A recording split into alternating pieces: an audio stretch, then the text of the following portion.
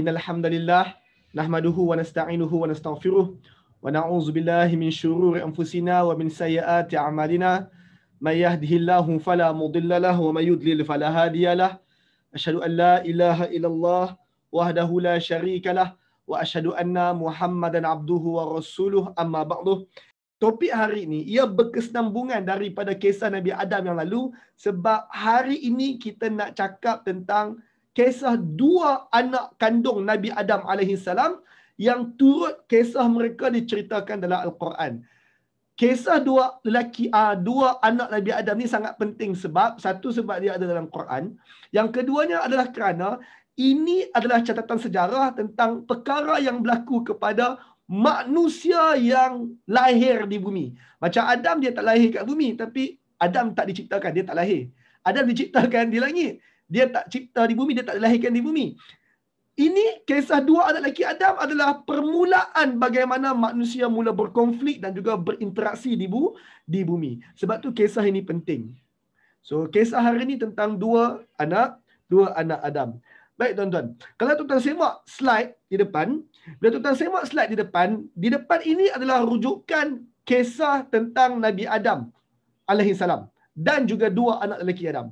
Kalau tuan-tuan tengok 9 rujukan dalam slide tuan-tuan, 9 rujukan itu adalah rujukan 9 rujukan dalam Al-Quran tentang kisah Nabi Adam. Dan kita dah sentuh insya-Allah semua ayat yang relevan untuk kita sentuh dalam 3 siri yang lepas. Hari ini kita nak bincang tentang anak Nabi Adam. Anak kandung Nabi Adam ini kisahnya ada dalam satu ayat, bukan, satu surah saja, satu tempat saja dalam Al-Quran. Kisah anak Nabi Adam yang kita kenali sebagai Habil dan Qabil itu. Kisah Habil dan Qabil ini dalam Al-Quran cuma satu tempat je, yang warna merah tu, iaitu surah Al-Ma'idah, surah yang kelima, ayat 27 sampai ayat 31. So 27, 28, 29, 30, 31. Maksudnya 5 ayat sahaja. So tuan-tuan, kisah anak Nabi Adam cuma 5 ayat sahaja dalam Quran, satu tempat sahaja. Jadi, hari ni sebenarnya kita nak fokus kepada 5 ayat tu sahaja. Pendek ke 5 ayat tu? InsyaAllah lebih pendek daripada yang sebelum ni.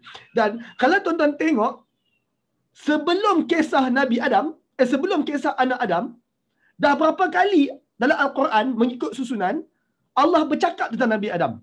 Kalau tuan-tuan lihat rajah itu, kali pertama, Allah bercakap tentang Nabi Adam dalam surah Al-Baqarah. Nabi Adam dan juga Iblis.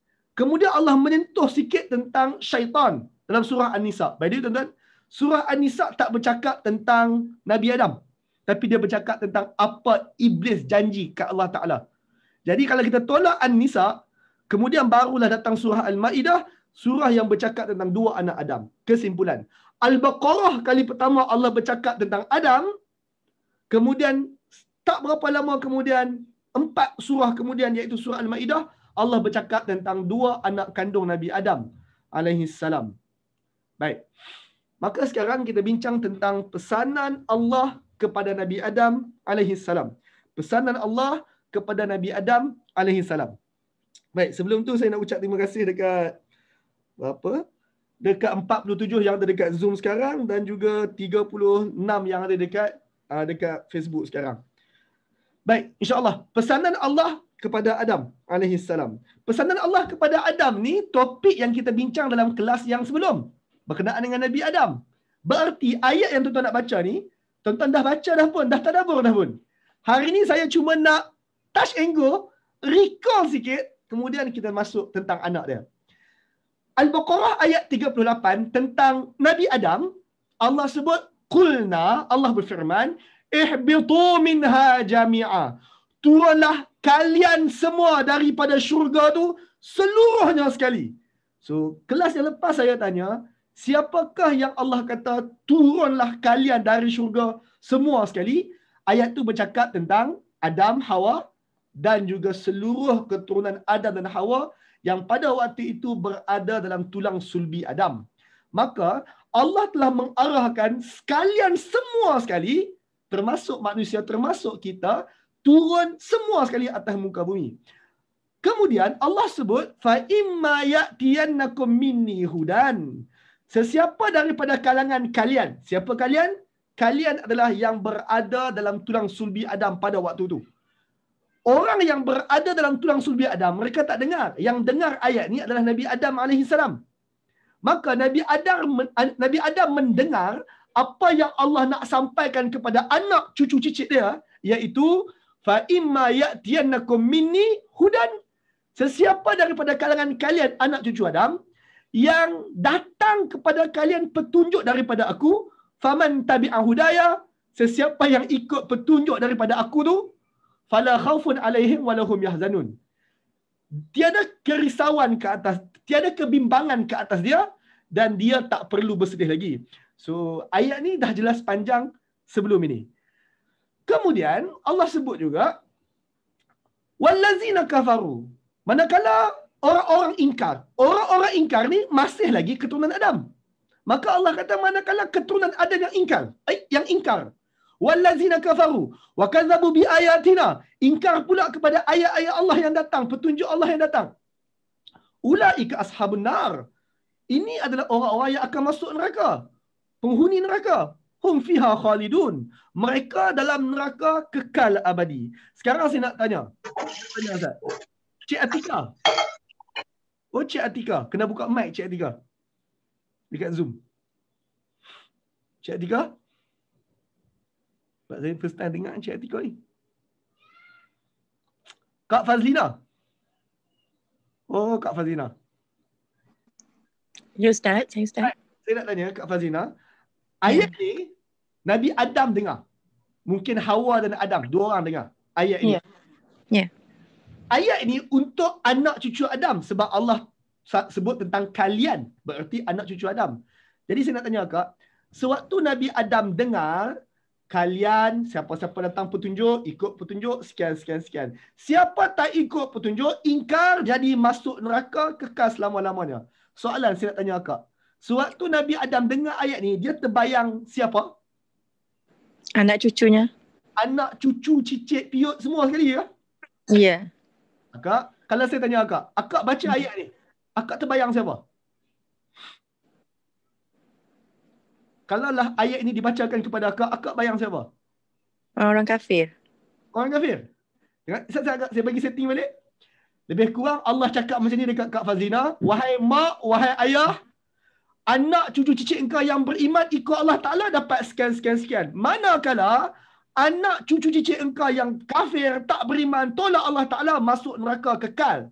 Bila akak dengar macam tu, akak bayang siapa? Anak cucu cicit mana akak bayang? Anak cucu Adam.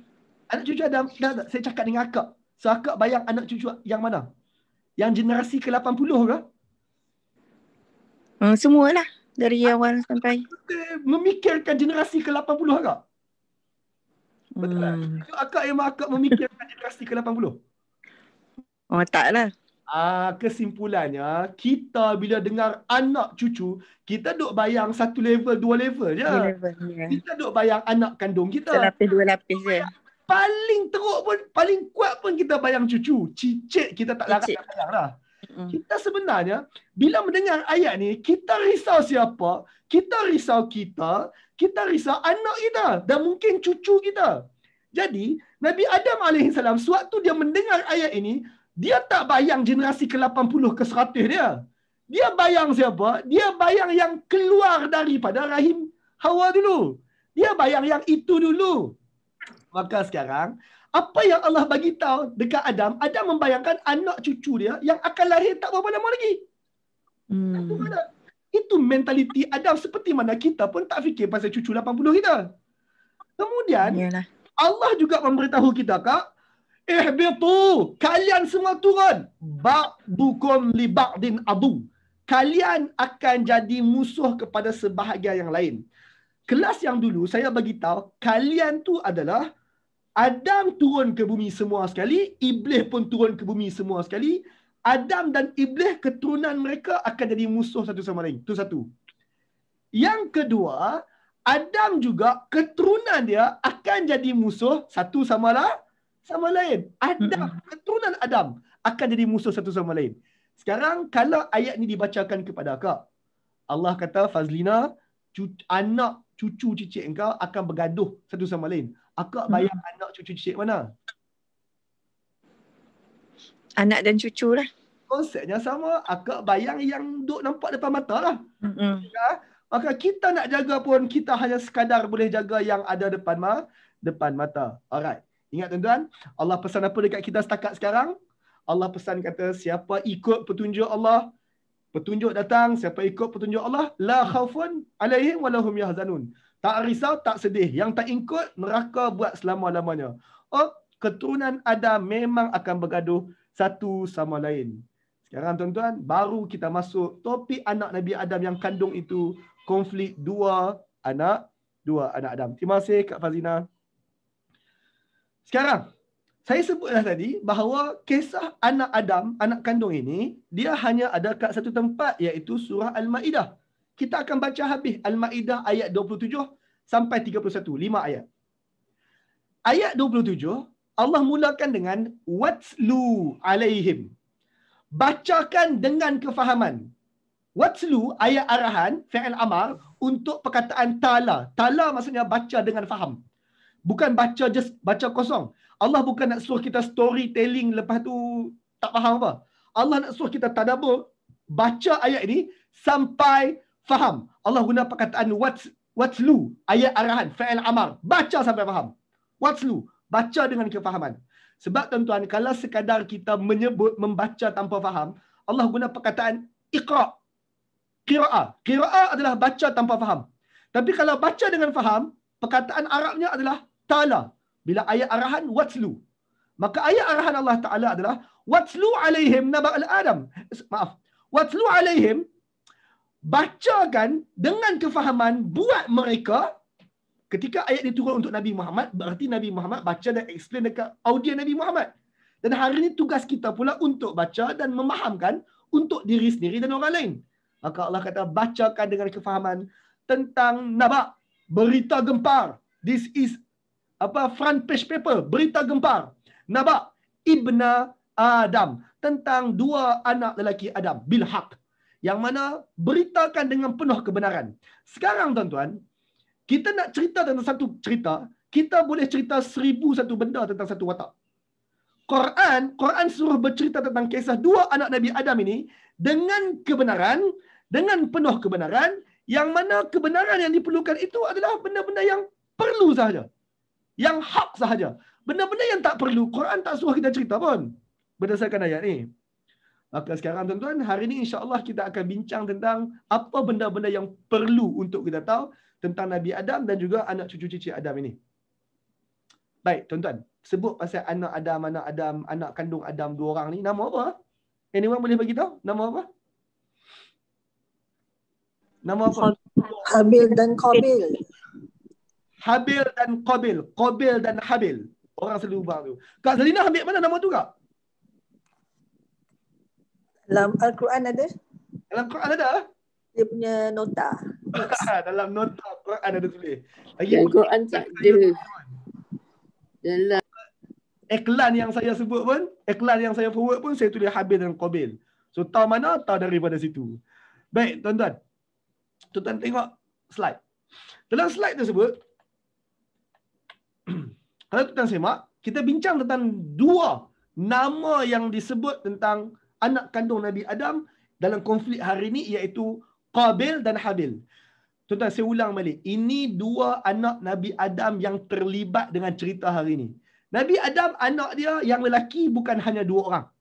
Anak Nabi Adam yang lelaki lebih daripada dua orang. Ramai. Berapa? Wallahu alam. Banyak riwayat, saya tak mau baca. Tapi yang pentingnya, cerita hari ini nak cerita pasal dua beradik ni saja. Adakah Nabi Adam ada dua orang anak ni saja? Tak. Nabi Adam ada ramai anak-anak yang lain. Cuma tentang dua orang anak ni saja yang kita akan discuss hari ini, Qabil dan Habil.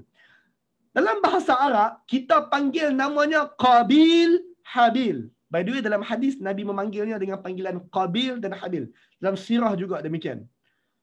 Dalam bahasa Ibrani, dalam bahasa Hebrew, Ibrani, which is bahasa Taurat dan bahasa Injil, bahasa yang Bani Israel bercakap, bahasa orang Yahudi bercakap, bahasa yang Nabi Musa dan Nabi Isa bercakap.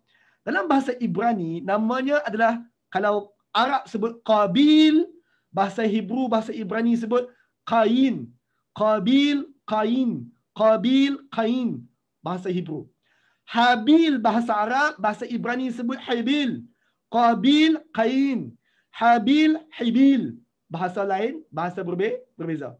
Tetapi walaupun bahasa berbeza, bahasa Arab dengan bahasa Ibrani, kedua-duanya adalah bahasa semantik. Jadi mereka adalah sisters language.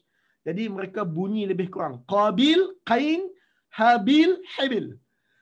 Dalam bahasa Inggeris, which is hari ini sebahagian terjemahan Bible dalam bahasa Inggeris, mereka tak guna lagi nama Ibrani mereka. Mereka panggil Cain, bukan Cain, silap. Cain and Abel. Cain and Abel. Qabil, Cain, Cain. Habil, Habil, Abel. Poin dia kat sini adalah, tak kisahlah kalau tuan dengar nama-nama ini, ia merujuk tentang individu dan cerita yang sama.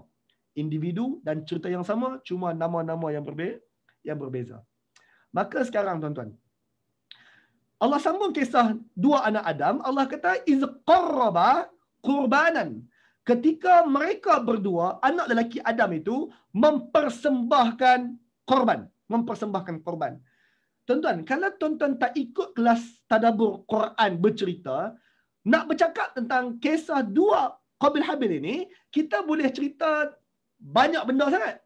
Tapi dalam Quran, semua cerita lain, Allah tak cerita pun berkenaan Qabil Habil ni.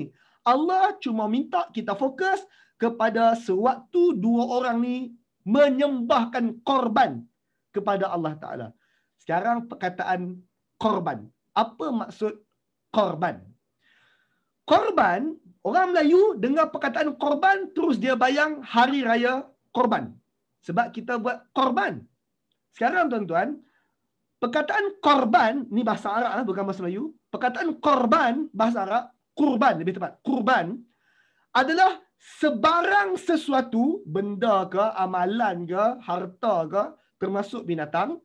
Sebarang sesuatu yang ditawarkan secara sukarela oleh satu orang kepada Allah sebagai cara mendekatkan diri kepada Allah. So, saya ulang balik. Apa maksud kurban? Kurban bukan sembelih. Kurban tak bermaksud sembelih. Kurban tak bermaksud bagi duit ke orang. Kurban bermaksud sesuatu yang ditawarkan secara sukarela. Kalau dipaksa, itu bukan kurban.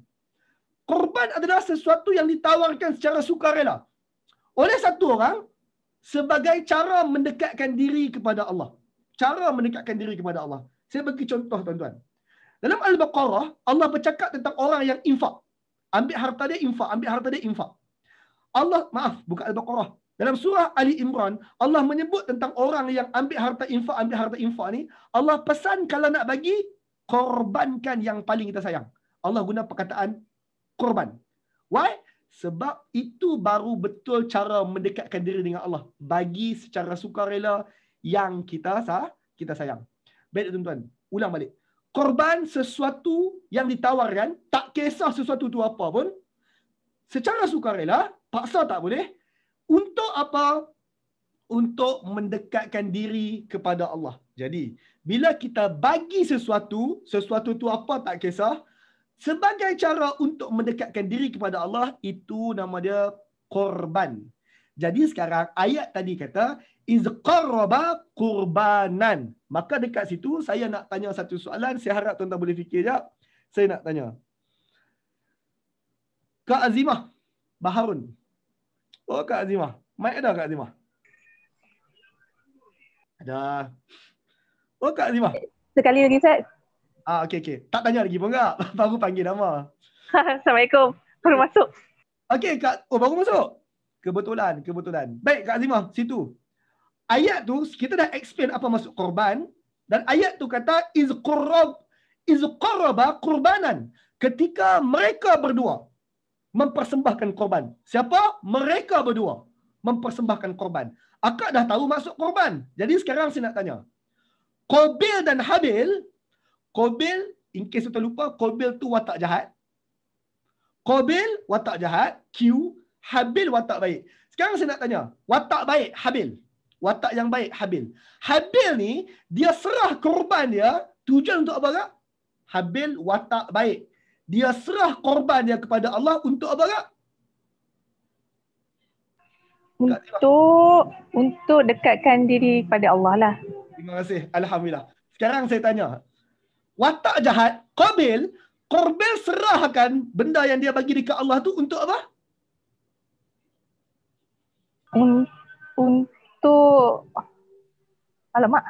Untuk untuk dapat orang punya manusia punya kebanggaan lah. Kot. Mana akak ambil semua yang akak sebut tu? Qabil watak jahat guna untuk bla bla bla yang akak sebut tu. Akak ambil mana? Itu macam fitrah manusia yang jahat dan baik lah. Okey. Sekarang tuan-tuan yang lain. Siapa-siapa nak jawab boleh jawab. Sekarang tuan-tuan, soalan saya, tuan-tuan dah faham perkataan korban tu maksudnya apa? Maka sekarang si yang baik, Habil, dia korban untuk apa? Confirm untuk dekatkan diri kepada Allah. Yang tu kita tahu. Soalannya watak jahat. Dia korban untuk apa? Dekatkan diri kepada Allah ataupun tak? Jawab saya. Ya atau tak? Ya, asalnya ya. Asalnya ya. Baik, Kak Mariah. Terima kasih. Sekarang saya tanya Kak Mariah. Kak Mariah kata, ya, si Qabil yang jahat tu pun hantar untuk Allah Ta'ala juga. Kenapa Kak Mariah kata Qabil pun buat untuk Allah Ta'ala juga? Sebab apa? Asalnya memang dia nak buat untuk mendekatkan diri pada Allah lah. Tapi mungkin cara dia tak betul. Baik, terima kasih Kak.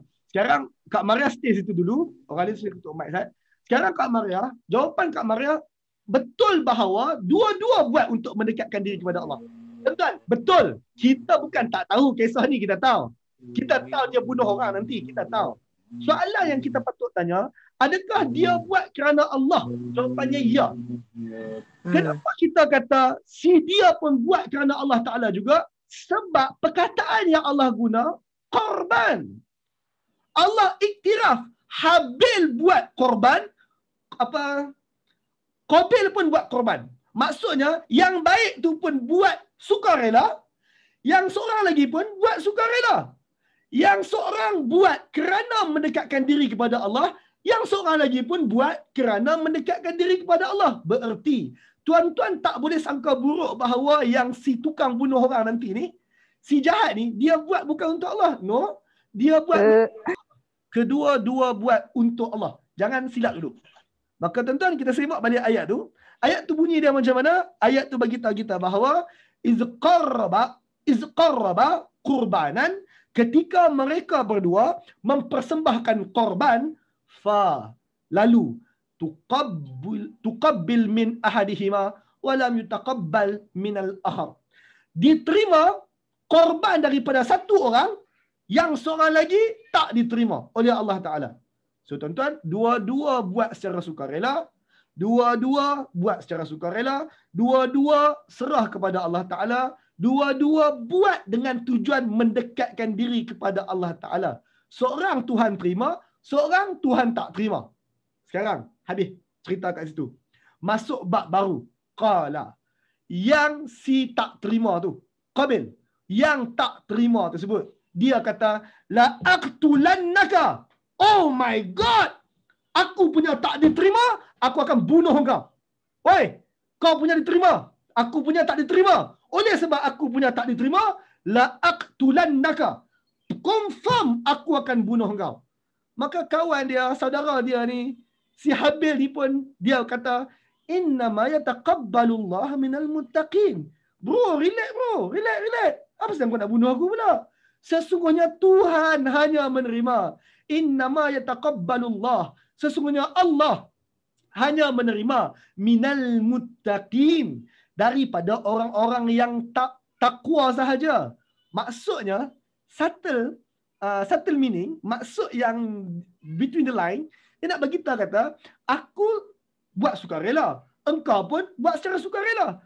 Aku buat pun untuk Allah Ta'ala, dekatkan diri pada Allah, engkau pun untuk buat dekat diri pada Allah. Tapi aku buat dengan takwa, engkau buat tanpa ataupun kurang takwa. Maka tuan-tuan fahamlah kita bahawa dua-dua buat korban, dua-dua sukarela, dua-dua buat kerana Allah Ta'ala, dua-dua menyerahkan insya-Allah yang terbaik untuk Allah Ta'ala, tapi satu orang kurang takwa daripada yang satu orang lagi. Maka apa respon yang amalan dia tak diterima? Apa respon korban dia tak terima? Dia kata, aku akan bunuh kau confirm. Soalan tuan-tuan, apa masalah? Apa yang peliknya alasan tersebut? Aku akan bunuh engkau. Sekarang saya tanya tuan-tuan, pasal apa Mamat ni, kita panggil Qabil, pasal apa Qabil nak bunuh? Pasal apa? Pasal apa dia nak bunuh? Korbannya tak diterima Allah. Jawapan Kak Zalinah tersebut adalah jawapan by text yang paling betul. Maka tuan-tuan, by text, bila kita baca teks, pasal apa tak terima? Kalau kita baca teks tanpa ambil daripada maklumat luar, dia nak bunuh sebab korban dia tak diterima. Maka cuba tuan-tuan tengok rajah tersebut. Dalam rajah ni, kalau tuan-tuan semak, rentetan korban Qabil dan Habil, Qabil dan Habil, dua-dua sukarela, dua-dua berkorban untuk mendekatkan diri dengan Allah. Qabil, korban dia tak diterima. Habil, korban dia diterima. So, apa respon Qabil bila korban tak diterima? Dia kata, aku nak bunuh Habil. Sekarang saya nak tanya tuan-tuan, apa yang pelik kat sini? Apa yang pelik pada Qabil? Kalau saya boleh tekan. Dia tak puas hati. So, itu pelik dia tak puas hati. Dia tak puas hati. Sebab Allah tak terima korban dia. Dia tak puas hati dekat siapa kak? Sebab Allah tak terima korban dia. Saya nak tanya, dia tak puas hati dekat siapa? Dekat Adik dia. Qabil Dia sebab pelik sebab nak bunuh adik dia sendiri. Okey. Satu orang Sebab jawab. Dia dengki Ustaz. Jealous. Dia Dia tak puas hati Allah pada Allah. Okey, terima kasih. Kak Maimunah kata tak puas hati kepada Allah. Tadi Kak Noli kata dia tak puas hati. Puas hati pada siapa? Soalan saya, dia tak puas hati kat siapa? Maka sekarang kat sini tuan-tuan, dia bukan tak puas hati ke Allah, dia tak puas hati dekat Habil. Maka sekarang tuan-tuan, isu yang patut kita tanya adalah, apa kaitan korban kau tak diterima dengan Habil? Apa kaitan? Tuan-tuan, langsung tak ada kaitan. Ini penting. Benda besar kita adalah, engkau buat untuk dekat diri kepada Allah, aku buat untuk dekat diri kepada Allah. Korban kau tak diterima, korban aku diterima. Oleh sebab korban aku diterima, mai bunuh aku. Macam tu ke? Tuan-tuan, maksudnya adalah otak Qabil, selain daripada dia buat untuk Allah, dia ada motif lain. Sebab itu, dia tak puas hati, lalu dia ambil keputusan nak bunuh Habil. Apa yang dia sedang fikirkan? Saya bagi contoh macam ni, tuan-tuan. Untuk extend sikit, saya bagi contoh macam ni. Tuan-tuan, Kak Delina. Kak Delina. Ustaz. Baik, saya nak tanya Kak Delina. Kak Delina ada anak. So, senang nak faham. Kak Delina, anak nombor 1. Anak nombor 1 tu dapat markah exam 85%. Okey tak okey tak? Okey. Okey. Anak pertama dapat 85%. Okey. Anak kedua dapat 100%. Okey tak okey? Okey juga. Dengar. Yang dapat 85 pun okey. Yang dapat 100% pun okey. Sekarang Kak Delina, bila dapat tahu kata seorang dapat 100, seorang dapat 85, akak pun kata, Abang Long dapat 100 ha. Terbaik, bagus. Habis 85. Okey, 85 pun okey. Tapi apa yang adik dia dengar? Adik dia kata, alah, abang dapat 100 lah pula. Kenapa macam ni dapat 100? Kenapa dapat 100? Tuan-tuan, dia tak teruk pun. Qabil yang pergi bunuh adik dia tu, Qabil yang pergi bunuh saudara dia Habil tu, dia doing not bad. Cuma hari tu dia punya result tak dapat 100%, result tak diterima. Bila tak diterima, ini mentaliti satu orang Muslim sepatutnya. Kalau saya buat sesuatu, saya tahu kata Tuhan tak terima, patut saya kena risau, pasal apa Tuhan tak terima? Saya patut risau, kenapa Tuhan tak terima? Cara aku sembelih tak kena ke? Aku ada tertinggal rukun ke? Aku serahkan benda yang kurang elok ke? Patutnya kita kena risau kenapa Tuhan tak terima. Tapi Qabil, dia tak risau kenapa Tuhan tak terima. Apa dia risau? Ataupun lebih tepat, apa yang dia fikir? Dia tension, you are doing better than me. When you are doing better than me, you make my A look stupid. Hang dapat 100, hang menyebabkan 85 aku tak ada nilai. Padahal 85 pun okey. Lagi satu tuan-tuan, baru yang hari ini sahaja. Baru korban yang kali ini sahaja. Baru ibadah yang satu ni sahaja. Yang Tuhan tak terima. Yang sebelum ni okey je pun. Sebelum kisah hari ni okey je pun. Cuma satu ni je Tuhan belum terima. Maka orang ini Qabil, instead of dia baiki diri dia untuk pujuk Allah Ta'ala, dia eliminate dia punya pesaing. Soalan saya nak tanya. Kalau dia pergi bunuh Habil, minggu depan dia korban dapat 85% lagi. Soalan. Agak-agak minggu depan dapat 85% ya? Kalau dia bunuh Habil? Jawab. Jawab Zat. Sekarang dia dapat 85, abang dia dapat 100, dia tak buat hati, dia bunuh. Soalan dia, kalau kita eliminate kita punya pesaing, awak tiba-tiba kita cemerlang ke? Tak. Belum tentu. Lagi buruk. Belum tentu Allah terima. Confirm tak akan hilang. Sekarang bila kau bunuh orang, takwa lagi rendah. Dan betul tak Habil pesan, kawan, bro, jangan macam tu. Adikku, abangku, jangan macam tu. Tuhan hanya terima dari orang yang takwa sahaja. Dari takwa. Poin dia kat sini, Qabil ditegur. Orang yang plan nak bunuh ini ditegur. Sekarang tuan-tuan, sepatutnya kalaulah kita marah sangat, kemudian ada orang tegur. Tuan-tuan beritahu saya, Allah ajar kita bila ada orang tegur kita, apa kita buat? Dengar. Lepas dengar? Syukur. Oh, okey. Alhamdulillah 85 pun okey. InsyaAllah lain kali aku try lagi. InsyaAllah. Ingatkan aku. Sepatutnya itu apa kita buat? Soalan. Dia tak buat. Sekarang tuan-tuan beritahu saya dalam bahasa Arab atau bahasa Melayu. Satu orang yang dia salah, dia ditegur, dia tak mau berubah. Tuan-tuan, itu kita ada satu istilah untuk orang macam ni. Kita panggil apa? Sombong. Terima kasih. Bahasa Arab sebut takbur. Tuan-tuan dengar perkataan tu sombong. Satu orang dia salah, orang tegur dia salah, dia kata, apa takwa? Hang ingat aku tak takwa lah? Hang ingat hang seorang yang takwa? Habis aku tak takwa? Hang ingat aku buat hal elok? Aku buat apa elok juga? Awak hang takwa sangat tu. Tuan-tuan, bila orang tegur, dia tak terima teguran tersebut. Sound familiar? Bila ditegur, tak mau terima teguran itu. Sound very familiar. Bila kita dengar, cerita lebih kurang macam tu juga. Iblis. Baru saja discuss tentang perangai iblis. Ketika Allah tegur, dia kata, what? Takkan nak sujud kot? Api kot? Dia tak terima. Iblis sombong. Sekarang, anak Adam yang seorang ni dah mula sombong. By the way, tuan-tuan, dia tak puas hati sangat. Ingat tuan-tuan, dia plan awal, macam yang Kak Nurli awal tadi beritahu kata, dia buat kerana Allah. Dua-dua buat kerana Allah Ta'ala.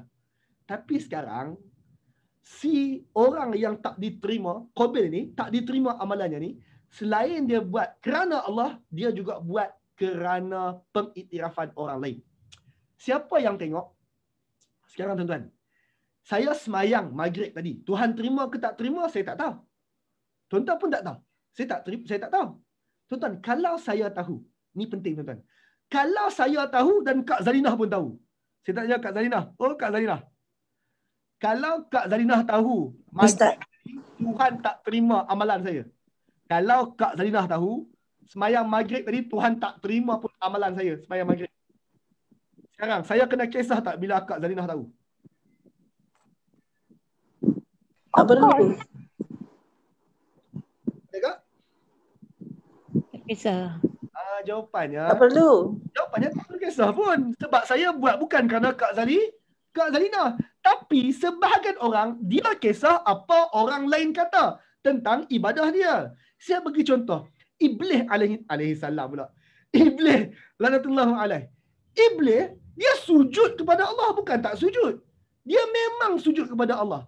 Yang dia tension bukan kena sujud pada Adam sangat. Yang dia tension sebab malaikat tak iktiraf aku. Isu besar Iblis ada banyak isu. Antara satu isu besar Iblis adalah dia tak dapat pengiktirafan daripada malaikat. Malaikat tak tahu dia dapat A. Malaikat tak tahu. Orang lain tahu. Allah Maha tahu. Allah tahu dia dapat A. Allah tahu Iblis dapat A. Tapi malaikat tak memberi pengiktirafan tersebut. Sebab Allah tak suruh. Sekarang, Qabil. Qabil tahu Allah boleh menentukan A ataupun tidak. Tapi tuan-tuan, bila ibadah dia tak diterima, sekarang bila ibadah dia tak terima, siapa dia tahu? Sekarang Allah tahu, confirm. Tapi bila ibadah dia tak diterima, Qabil pun, Habil pun tahu, Hawa pun tahu, Adam pun tahu, adik-beradik ramai lagi hak lain pun tahu ibadah dia tak diterima. Maka dia mula rasa down. Sebab apa down? Dia rasa down sebab orang lain tahu. Qabil dapat pengiktirafan dari Habil. Habil dapat pengiktirafan daripada orang lain. Adam, Hawa kata good job, ibadah diterima. Adik-beradik lain pun kata good job, dapat ibadah diterima. Adik-beradik hak perempuan pun kata, I sukalah kalau boleh kahwin dengan dia tu sebab ibadah dia diterima, ustaz. Tuan-tuan, maka orang lain bagi pengiktirafan dekat Habil. Dia tak dapat pengiktirafan tu. Dia, perkataan mudah, jealous. Dia nak pengiktirafan daripada Allah dan orang lain. Tuan-tuan, beritahu saya, orang yang nak pengiktirafan daripada Allah dan orang lain, dalam bahasa hari-harian kita sebut apa? Syirik. Okey, selain dari syirik tu berat tu. Which is bukanlah tak betul. Tapi sebelum sebut syirik, kita sebut apa dulu?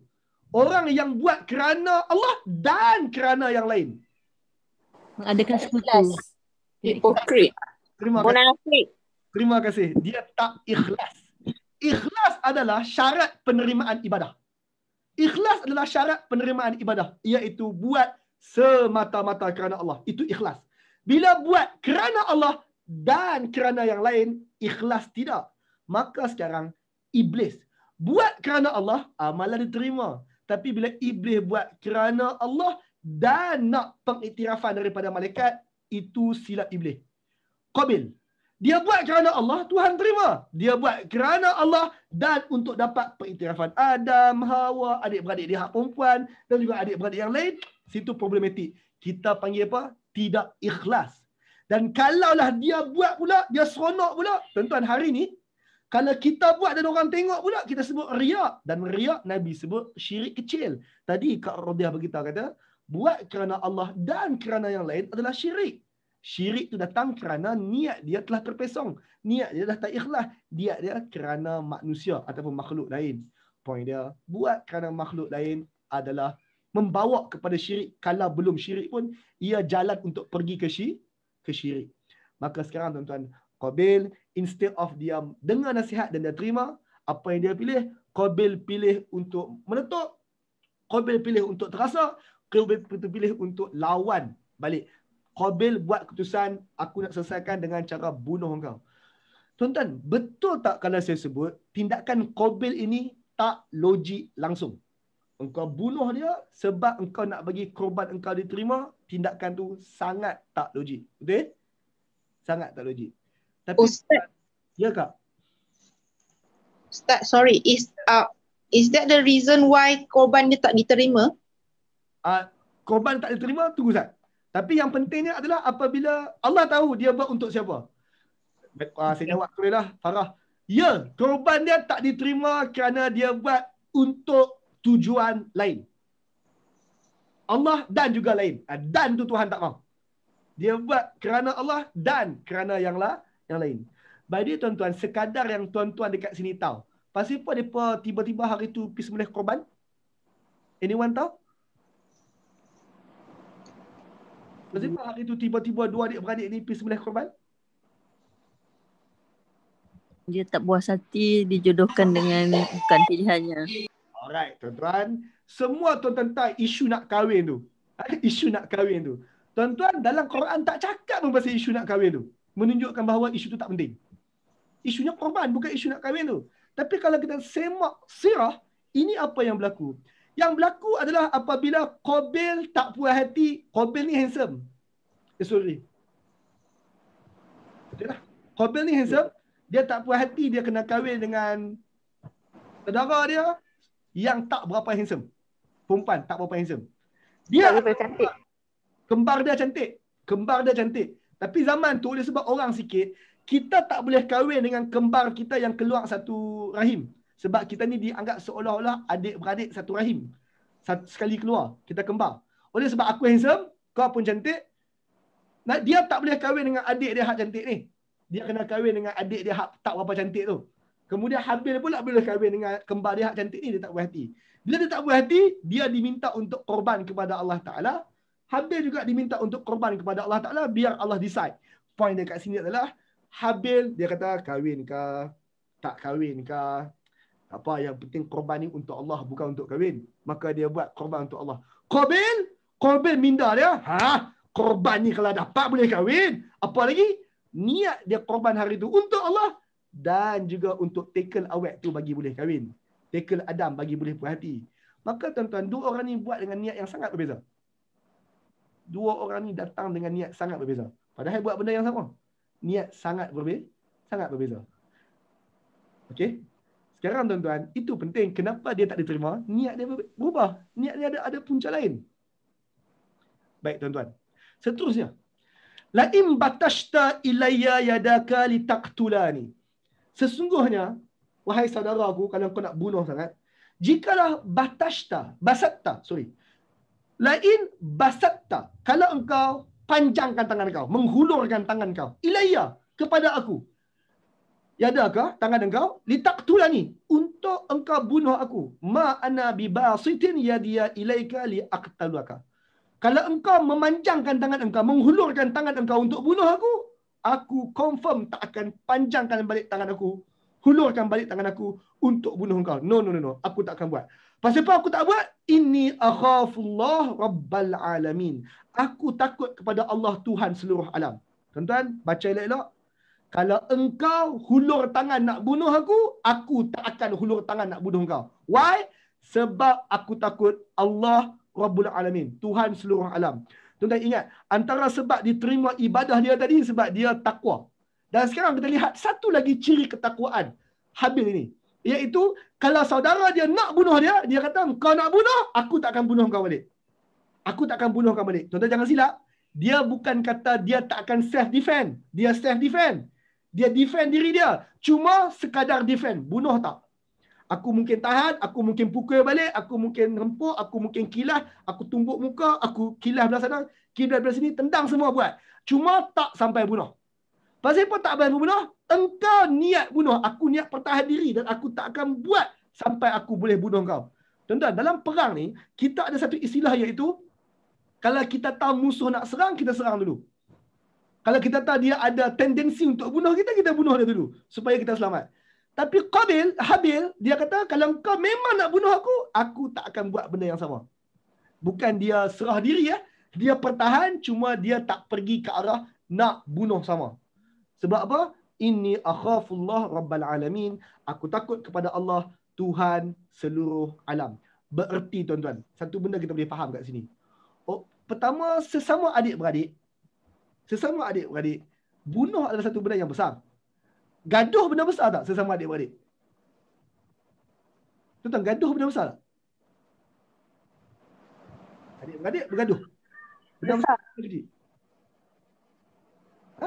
Anak saya bergaduh dia kan? Anak saya bergaduh dia. Tuan-tuan, adik-beradik bergaduh normal lah. Tu adik-beradik. Kita bergaduh nak gaduh dengan siapa lagi? Takkan bergaduh dengan kucing. Kita bergaduh sama adik-beradik normal. Berselisih faham normal. Bunuh tak normal. Tuan-tuan, dunia ini kita dengan sesama manusia. Bergaduh pelik ke? Bergaduh tak pelik. Bergaduh normal. Dekat parlimen tadi pun dia bergaduh. Dekat parlimen bergaduh. Something kelab malam tu pun bergaduh. Bergaduh adalah benda normal. Manusia memang ada tendensi untuk bergaduh. Tumbuk apa semua tu normal. Manusia memang itu cara kita lepaskan marah. Kita pukul itu normal. Itu cara kita melepaskan marah. Tapi bunuh tak normal. Bunuh satu benda yang sangat dibenci. Gaduh itu pun bermasalah dah. Apatah lagi sampai bunuh. Sekarang, adik-beradik bergaduh memang berlaku. Bunuh, wow. Engkau melampau. Engkau sampai nak bunuh. Aku takut Allah Ta'ala, aku tak akan bunuh. Aku takut Allah Ta'ala, aku tak akan bunuh. Poin dia kat sini, dia pukul, dia tahan. Seorang tu pukul, dia tahan balik. Pukul, dia tahan. Seorang pukul dengan niat bunuh, seorang pukul dengan niat pertahan diri sebab dia takut Tuhan seluruh alam. Berarti tuan-tuan, kalau satu orang dia sanggup untuk bunuh orang lain atas apa-apa faktor, ketahuilah tindakan bunuh orang lain itu tindakan tidak takut Tuhan yang menciptakan roh orang tersebut. Tak puas hati macam mana pun, jangan sampai Jangan sampai bunuh. Ini bukan perang. Perang cerita lain. Jangan sampai bunuh. Seterusnya tuan-tuan.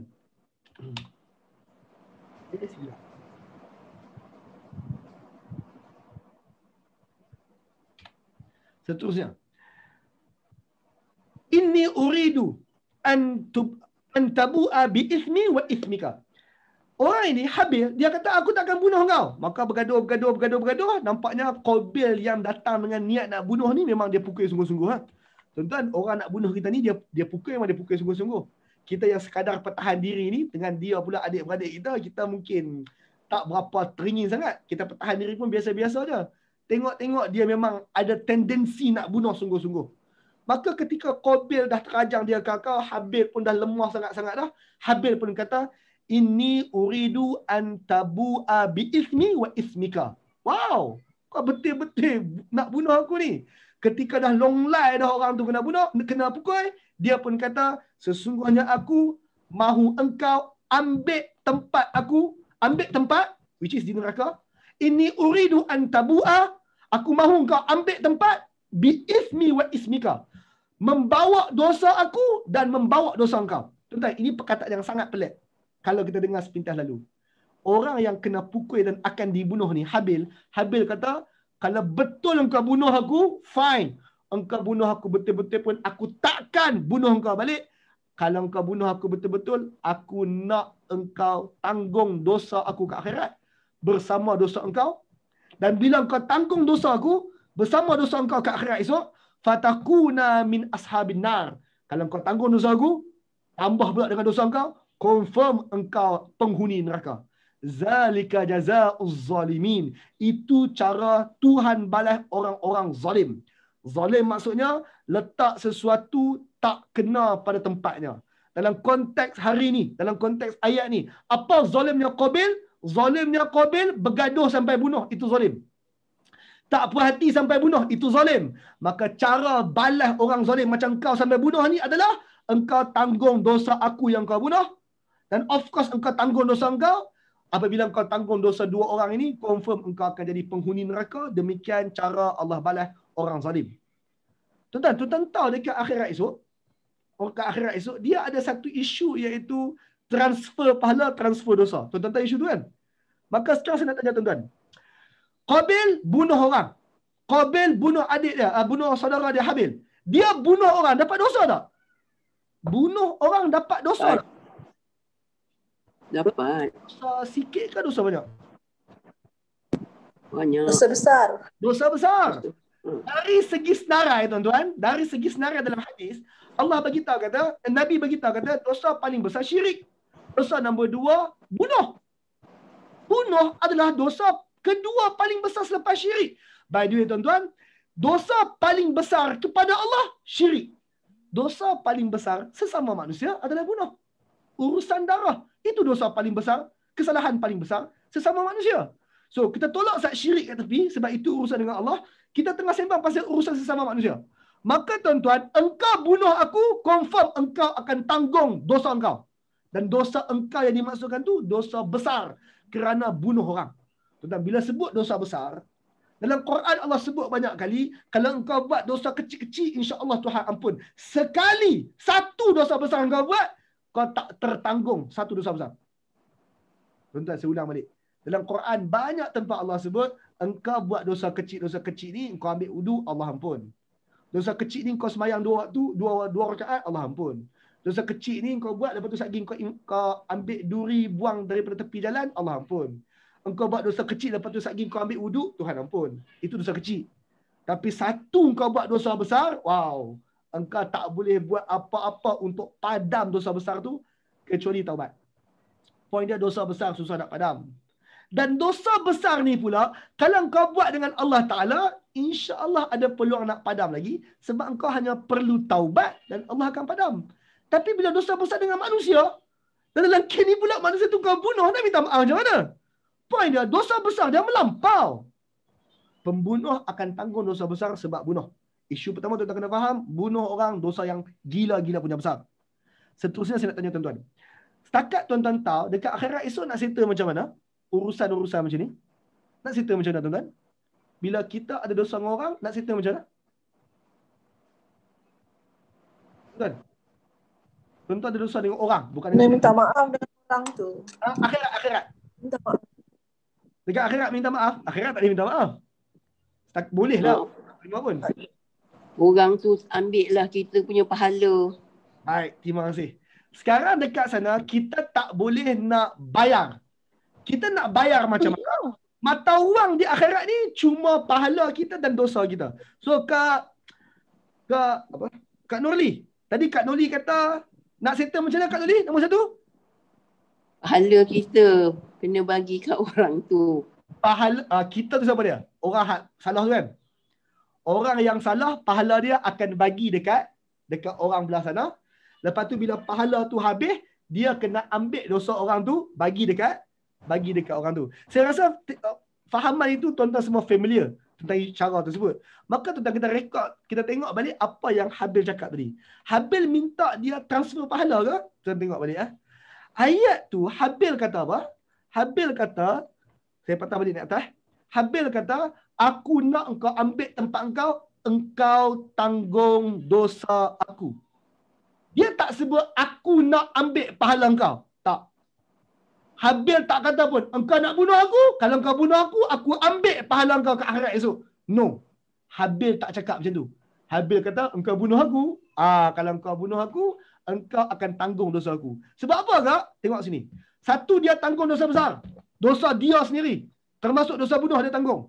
Keduanya, nak tebus kesalahan. Step nombor 1, pahala si pembunuh dipindahkan kepada mangsa.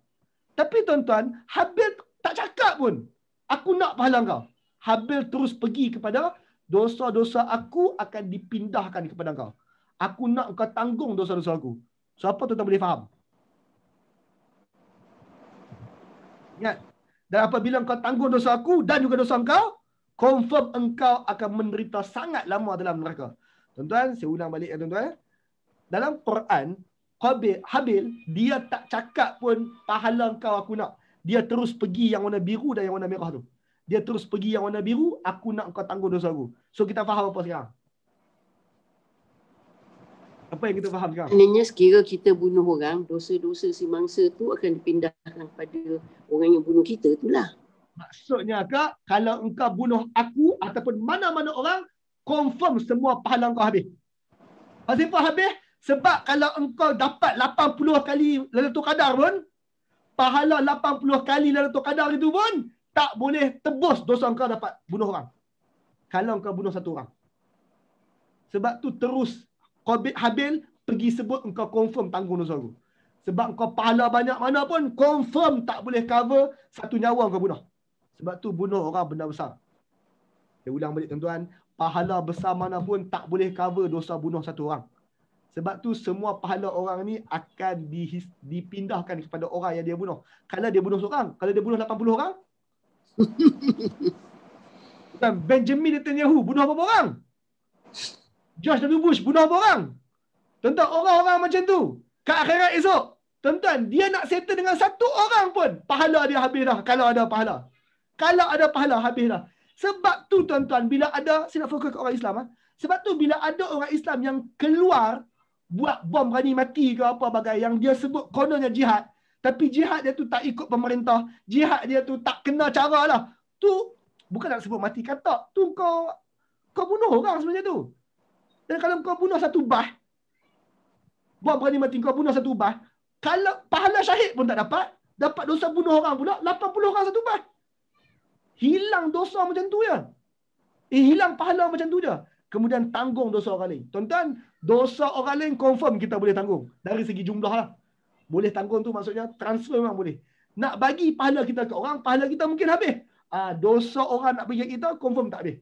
Kita boleh transfer dosa sedosa-dosa dia. Tuan-tuan, rugi tuan-tuan. Saya yang qiyamulai, saya mengajar tadabbur Quran, saya bunuh orang tu yang masuk syurga sebab pahala tadabbur Quran. Padahal yang mengajar saya. Rugi. Saya qiyamulai, saya dapat Lailatul Qadar, saya bunuh orang tu masuk syurga kerana apa? Lailatul Qadar yang saya dapat, yang saya buat. Orang tu pergi naik kelab, saya bunuh sebab tak berhati. Tentu ada orang pergi bom naik kelab. Orang tu mati. Dosa zina dia, hang yang tukang bom dah tanggung. Dosa minum arak dia, hang tukang bom dah tanggung. Apa kita ni? Sekarang tuan-tuan, pahala si pembunuh akan dipindahkan kepada mangsa. Dosa-dosa mangsa dipindahkan kepada si pembunuh. Bila dua-dua itu berlaku, confirm orang itu masuk neraka sangat lama. Kalau tidak selama-lamanya. Tapi saya nak cakap terus terang, ada ayat Allah sebut pasal bunuh orang ni, masuk neraka selama-lamanya. Memang ada perkataan Allah sebut selama-lamanya. Kalaulah bukan selama-lamanya pun, sangat lama. Ustaz. Ya kak? Yang pasal tadi Ustaz kata pasal yang kalau dah bunuh orang tu, tu antara dosa dengan manusia kan? Taubat dia tak diterima. Okey, terima kasih. Itu yang macam mana kisah para sahabat yang ada orang bunuh 99 orang sampai yang ke 100 tu, dia Allah kata pergi yang dekat tempat tu dia boleh baik tu, dah terima taubat tu. Baik, terima kasih. Okey, saya sebut sikit pasal tak diterima taubat tadi. Sekarang tuan-tuan, saya sebut dah tadi, apabila kita bersalah dengan Allah Ta'ala, kita boleh minta dengan Allah Ta'ala dan Allah Ta'ala sentiasa ada. Kita boleh minta anytime. Tapi bila kita salah dengan manusia, kita kena minta maaf dekat manusia tu. Kita tak boleh minta maaf dekat Allah. Ya Allah, aku bunuh dia. Kira settle lah, no? Tuan-tuan, tak boleh. Kita kena settle dengan orang itu. Jadi tuan-tuan, kalau kita contohlah, kalau kita pergi sekeh kepada orang, lepas 10 tahun kita boleh pergi minta maaf. Itu cara kita minta maaf. Settle dekat dunia. Dekat akhirat, kalau kita bunuh orang, lepas 10 tahun kita taubat, bukan boleh kita minta maaf kat orang tu pun. Sebab itu saya kata isu tu tergantung. Tuhan tak boleh memaafkan orang itu on behalf orang lain. Tuhan tak boleh buat. Itu zalim. Orang tu salah dengan saya lah kena maafkan. Mana boleh Agung tolong maafkan? Mana boleh? Memaafkan on behalf orang lain, mana boleh? Sekarang, menjawab saudara Kak berkenaan dengan orang yang bunuh 99 akhirnya masuk syurga. Betul? Dia masuk syurga. Sekarang tuan-tuan, apa proses sebelum dia masuk syurga? Baik. Saya nak cakap sikit pasal isu dosa dengan manusia. Dalam Quran ada satu konteks iaitu apabila kita buat salah sesama manusia dapat dua jenis dosa. Satu dosa dengan manusia itu, yang kedua dosa dengan Allah. Ingat tadi kita bincang pasal dosa besar sebab bunuh orang. Berarti dia bunuh orang, dia ada satu set dosa besar dengan Allah. Bukan dengan orang tu, dengan Allah. So dia dapat dosa besar dengan Allah dan dia ada dapat dosa dengan sesama manusia. Bila dia taubat, dosa dia dengan Allah ini Tuhan boleh ampun. So ulang balik. Dia dosa dengan Allah Ta'ala. Bila dia taubat, dosa dengan Allah boleh ampun. Tapi dia masih perlu settle dengan sesama manusia. Saya bagi contoh. Saya curi duit satu orang. Saya curi duit Kak Mariah. Saya dapat dosa dengan Kak Mariah dan dapat dosa dengan Allah. Lepas 10 tahun, saya kata, Ya Allah, masa kecil-kecil dulu aku duk curi duit orang. Minta maaf. Allah ampunkan dosa saya dengan dia kerana saya ingkar arahan, saya pergi curi duit orang. Tapi saya salah tak dengan Kak Mariah? Salah. Dia kena minta maaf tak? Benar. Dia kena minta maaf. Maka saya pun kata, Ya Allah, bagilah aku jumpa balik Mariah, aku nak minta maaf kat dia. Maka ditakdirkan saya jumpa Kak Mariah. Kak Mariah, 10 tahun lepas saya curi duit, minta maaf. Apa jawapan dia, Kak? Yang terbaik maafkanlah. Akak pun kata saya maafkan. Kalau akak kata maaf, saya settle lah. Kalau akak kata, maaf lah. No, jumpa kat akhirat. Sekarang, kalau akak kata, no, jumpa kat akhirat. 10 juta aku curi. Bila akak kata, no, jumpa kat akhirat esok, ingat saya dah minta maaf kat Allah. Allah dah maafkan. Saya pun dah taubat, saya minta maaf kat akak. Cuma akak tak maafkan. Akhirat esok, sepatutnya, pahala saya bagi dekat akak. Sepatutnya. Betul tak? Ya. Tapi oleh kerana saya dah taubat, Allah kata, Mariah, aku tahu sepatutnya 10 juta pahala nazar bagi dekat engkau. Tapi oleh sebab nazar dah taubat, 10 juta pahala bagi dekat engkau topak, pahala nazar tak kurang. Allah boleh bagi pahala 10 juta kat akak. Sebab akak tak ampunkan dosa saya tu. Sebab tu, orang hak bunuh 99 tersebut, dia nak pergi minta maaf dekat 99 tu tak boleh. Maka dia hanya minta maaf ke Allah Ta'ala. Step dia macam tu lah. Step dia sebenarnya dia masih perlu mengadap lagi orang hak dia bunuh. Tapi akhirnya semua pahala yang nak minta tersebut, Tuhan akan ganti. Pahala dia tak berkurang. Ustaz, nak tanya boleh? Sebelum tu, Kak Mariah, selesai kan soalan tu? InsyaAllah. Okey. Alhamdulillah. Ya Kak Mazni. Saya nak tanya macam kan viral baru-baru ni yang pasal pembunuhan tu.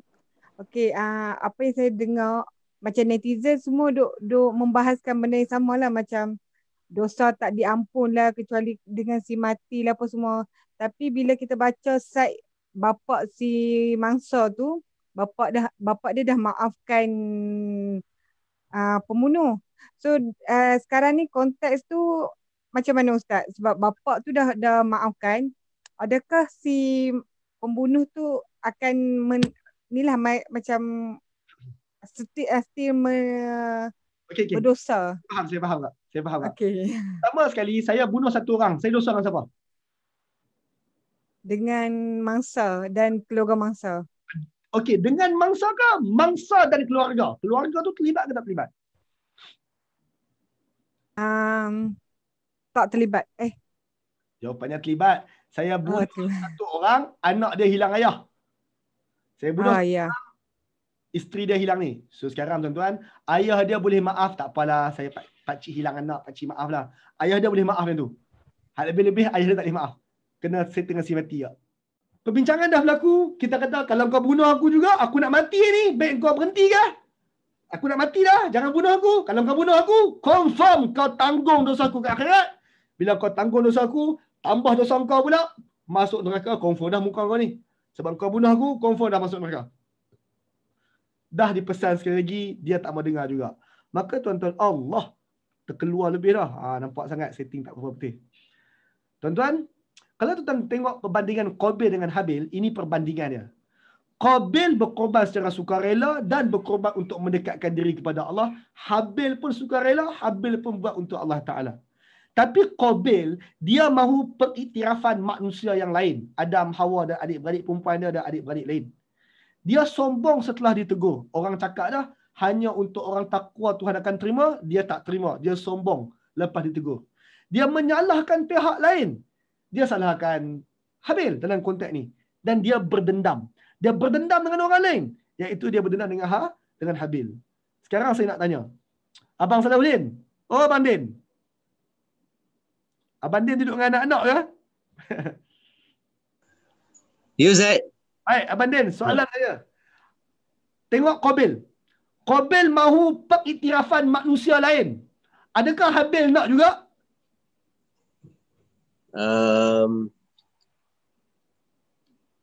Habil, dia nak ke kalau tak dia manusia lain?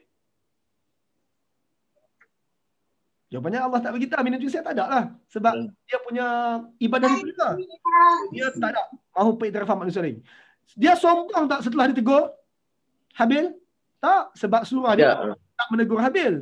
Dia ada salahkan pihak lain? Tidak. Dia tak salahkan pihak lain. Dia ada dendam dengan siapa-siapa? Tak ada.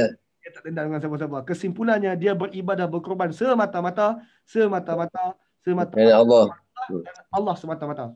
So tuan-tuan, beza besar Qabil dengan Habil adalah macam mana Iblis dengan Adam. Tuan-tuan, tengok Qabil yang bawah tu. Mahu pengiktirafan manusia, sombong setelah ditegur, menyalahkan pihak lain, berdendam. Kita pernah sebut semua benda tu. Dia macam siapa? Dia macam siapa ni? Berdendam, mahu pengiktirafan Iblis. Iblis. Ini apa yang kita bincang pasal Iblis dengan Adam tu. Iblis ada semua ciri-ciri ni. Iaitu berdendam, dia mahu pengiktirafan dan sebagainya ni. Seterusnya. Faba'athallah ghuraban yabhathu fil ardi. Maka berjayalah dia bunuh. Lepas-lepas dia bunuh, dia pun bela. Wow. Bila bunuh orang macam ni jadi Sebab tak pernah bunuh orang, tuan-tuan. First time. Oh, inilah mati Mati macam ni. Lepas bunuh dah buat apa? Dia bela. Bila dia bela, maka ba'asallahu ghuraban. Allah pun mengutuskan seekor gagak. Ghurab. Seekor gagak. Yabhathu fil ardi. Lalu gagak tu pun mengorek-ngorek tanah. Liyurihu, untuk dipetunjukkan kepada dia, kepada Qabil, kaifa yuwari sawata akhi, bagaimana cara untuk tutup. Yura tu untuk tutup, kita sebut untuk menguburkanlah mayat saudaranya. Maka seperti yang tuan-tuan tahu, ada 2 ekor gagak datang. Gagak tersebut pembunuh gagak seekor lagi. Maka gagak seekor ni pun dia korek lubang, dia pergi kambuh kawan dia. Qabil pun tengok,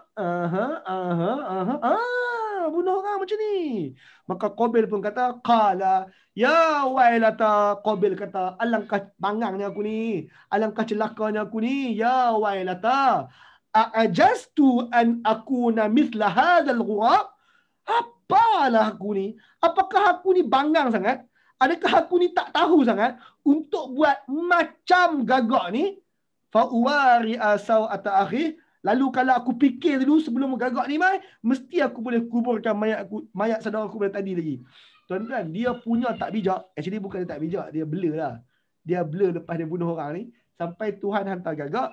Gagak tu bunuh gagak lain tu dikambus, baru dia tiru. Tuan-tuan, Allah hantar gagak. Why gagak? Kenapa bukan kucing? Kenapa Allah tak sebut burung je? Kalau gagak tak penting, Tuhan boleh sebut burung. Tapi Tuhan tak kata burung, Tuhan kata gagak. Berarti ada something to do dengan gagak. So apa kaitan gagak ni tuan-tuan? Kalau kita semak apa yang sekadar kita tahu tentang gagak hari ni. Tuan-tuan tengok National Geographic, Tuhan buat bacaan sikit tentang gagak. Gagak ni satu binatang yang ada nature dia yang tersendiri. Antara nature gagak adalah gagak sangat berdikari. Dia mudah belajar benda baru. Tuan-tuan tahu tak kisah kita masa kecil-kecil apa? Burung pergi ambil batu buh dalam botol air bagi air tinggi tersebut. Benda tu betul-betul berlaku. Maksudnya benda tu gagak boleh come out dengan such an idea.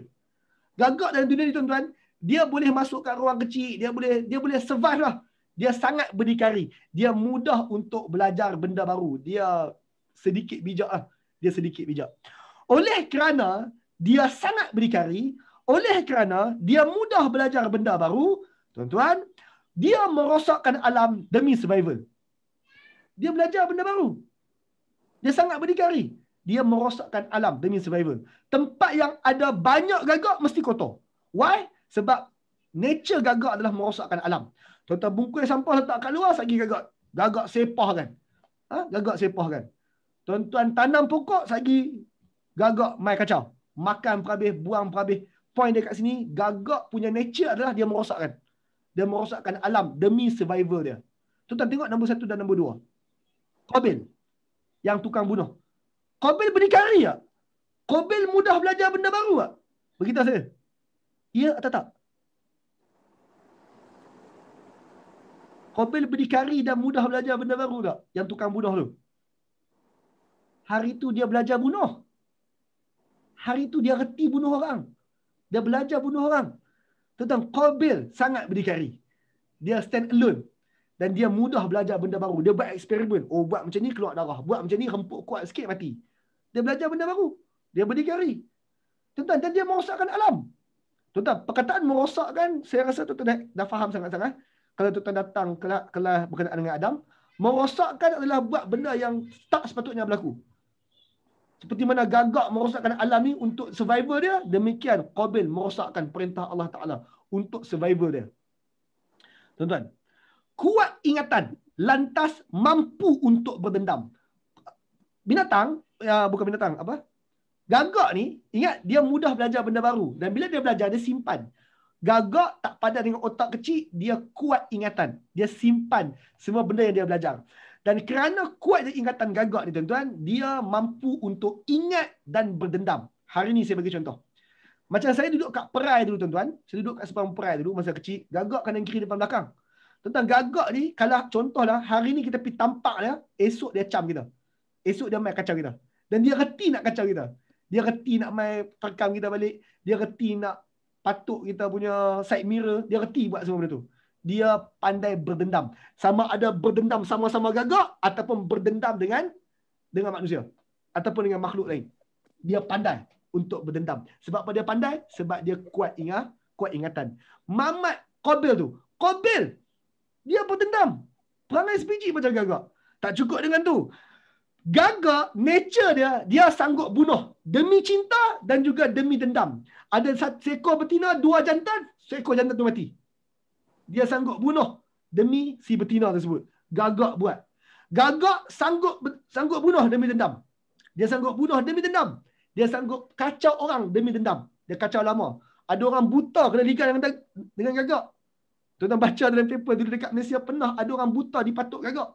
Why? dendam lah. KK macam tu. Point dia kat sini. Gagak sanggup bunuh kerana cinta dan juga dendam. Qabil, isu sama. Qabil bunuh demi perempuan. Qabil bunuh kerana dendam.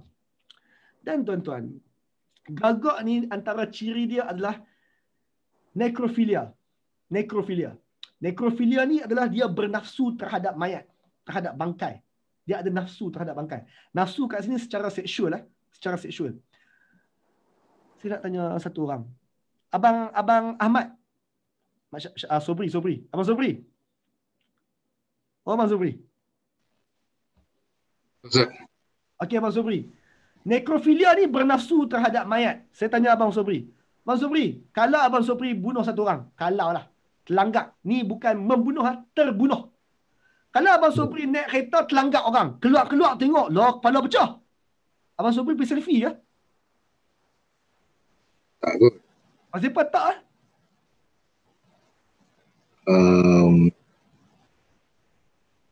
Pasal apa tak? Jawapannya sebab kita rasa jijik, kita rasa geli, leman. Tuan-tuan, orang yang nekrofilia ni lebih kurang macam geng-geng black metal dulu. Mereka boleh tidur dalam darah, mereka boleh ambil darah letak kat badan, mereka boleh selfie dengan usus berjurai-jurai tu. Mereka relax, mereka rasa macam ada kepuasan bila boleh buat benda-benda macam tu. Dan itu gagak. Dan gagak, tuan-tuan, kalau dia bunuh, dia mencederakan sampai teruk mayat tersebut. Sebab apa? Sebab dia happy, dia seronok. Dia ada sifat nekrofilia tersebut. Dan dia rogol pun mayat, bangkai. Gagak, dia ada nekrofilia, dia bernafsu terhadap mayat, dia happy selfie dengan mayat, dia seronok dia kelilingi mayat, dia berzina pun dengan mayat. Cuma gagak kita panggil tak zina lah kot kan. Tapi dia sanggup buat nekrofilia. Gagak ada sifat itu. Dan Qabil, Allah gambarkan seolah-olah dia seronok untuk menghadirkan seorang mayat. Mayat adik-beradik lah tu. Tuan-tuan, Allah gunakan gambaran gagak. Dan dalam tradisi manusia, cross culture, agama apapun dan bangsa apapun, gagak adalah simbol kepada kematian, gagak simbol kepada bencana, alamat buruk, gagak juga simbol kepada sihir. Tuan-tuan tengoklah ahli sihir mana pun, bela apa? Bela gagak. Tuan-tuan, ada sebahagian tradisi manusia, kalau ada kematian, dia pakai hitam. Dia pakai baju gagak. Dia pakai baju macam gagak. Dia pakai hitam. Simbol kematian. Tuan-tuan tengok, kalau cerita-cerita hantu ke apa bagai, cerita-cerita sihir ke apa bagai, mesti ada gagak. Some kind of macam tu lah. Point dia kat sini, gagak adalah simbol kematian, simbol bencana, simbol sihir, cross culture dalam tradisi manusia yang merentas agama dan merentas bangsa. Gagak memang orang tak suka. Termasuk orang Melayu kuno pun. Orang Melayu pun tak apa suka kat gagak. Kalau kita tengah duduk sembang-sembang, tiba-tiba gagak melintas. Tuan-tuan, kita Melayu ada istilah gagak melintas. Maksudnya ada benda tak kena tu. Ada benda jadi, kita tak tahu apa dia. Tuan-tuan, pasal apa? Sebab something to do dengan kepercayaan macam ni lah. So, tuan-tuan, isu gagak. Fa'asbaha minan nadimin. Maka dia, Qabil, dari kalangan orang-orang yang nadimin, menyesal. Tuan-tuan, tadi masa bunuh tak fikir. Tadi adrenaline rush gila-gila punya. Kemudian dia menyesal. Soalan tuan-tuan, ramai orang buat dosa, kemudian dia menyesal. Tuan-tuan, menyesal dengan taubat tak sama. Dalam taubat kena ada menyesal, tapi kalau sekadar menyesal, tapi dia move on, itu bukan orang beriman. Dalam taubat perlu menyesal, tapi kalau sekadar menyesal dan tak ada tindakan lepas tu, itu belum dianggap taubat. Dan tuan-tuan, dalam rekod Qabil dalam neraka, bererti dia tak taubat. Dia hanya menyesal, nadimin, dia rugi, tapi dia tak taubat. Tuan-tuan, Qabil anggap dia bunuh Habil, dia dapat something. Allah kata no, dia tak dapat apa-apa. Dia hanya jadi orang yang menyesal. Bandingan Iblis dengan Qabil. Maka fahamlah kita bahawa Qabil adalah protoje kepada Iblis peringkat yang awal. Akhirnya, Iblis telah pun rekrut anak Adam sendiri untuk jadi antara pengikut pertama Iblis laknatullah alaih. Iblis tak enggan sujud kepada Allah. Qabil juga tak enggan untuk korban kepada Allah. Dua-dua tak enggan untuk ibadah kerana Allah. Tapi Iblis, dia mahu pengiktirafan lain, iaitu daripada para malaikat. Qabil juga mahu pengiktirafan lain, iaitu daripada Adam, Hawa dan adik-beradik yang lain. Iblis sombong selepas ditegur. Dia tak taubat. Qabil juga sombong selepas ditegur untuk takwa. Iblis salahkan Adam dan berdendam dengan Adam. Qabil salahkan dan berdendam dengan Habil. Iblis sanggup masuk neraka. Dia kata, panjangkan umurku, aku akan ajak dia masuk neraka. Aku masuk neraka lepas tu pun tak apa. Qabil, Habil dah kata dah, kau bunuh aku, kau tanggung dosa aku, kau masuk neraka. Qabil kata, hang kata aku masuk neraka, fine, jom mati. Fine. Tuan-tuan, dia dengar neraka dan dia pergi bunuh lagi. Dia tak rasa apa pun. Kesimpulan, Iblis dan Qabil adalah protege dan juga mentor. Wallahu alam setakat sekarang. Ada soalan tuan-tuan?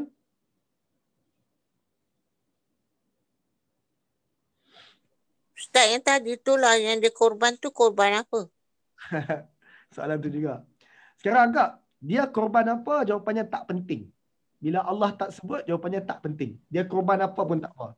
Saya tahu dalam riwayat dia kata dia korban ini, dia korban itu. Saya tak mahu sebut pun riwayat tu. Sebab apa? Sebab benda tak penting. Dia korban kucing pun tak apa. Saya tak kisah. Ingat tuan-tuan, korban adalah menyerahkan sesuatu untuk diri kepada Allah. Sesuatu tu apa? Tak kisah.